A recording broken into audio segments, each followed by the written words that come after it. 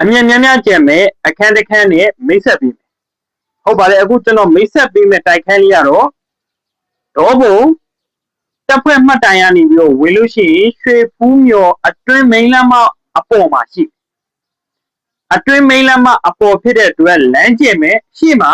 ညီကွက်အလွတ်ရှိမဲ့ကားပါကင်အတွက်နေရာရ6ထပ်တိုက်ကပထမတက်ဖြစ်မယ်ရွှေပြားတိုက်ဖြစ်မယ်စနစ်တစ်တိုက်ဖြစ်မယ်တိုက်တစ် BCC မီတာစာရွက်စာတမ်းကလီယာအားလုံးအပြီးသည့်ဖြစ်မယ်စတီးတံပန်းဆန်ရှိတ်အပြည့်အဝတက်ထားပေးတယ်ရေချိုးကန်းအိမ်သာဘိုးထိုင်ရွှေပြအပြည့်မီးဖို့ကြောင့်ရွှေပြအပြည့်ကတ်ထားပေးတယ်လူကြီးမင်းတို့အတွက်လက်တင်နေအထုပ်ဆွဲတက်ပုံစံမျိုးအခန်းဖြစ်မယ်အကောင်းဆုံးချက်ကတော့ဝယ်ပြီးတစ်လနှစ်လအတွင်းမှာအမြတ်များများကျက်ကျွန်တော်နဲ့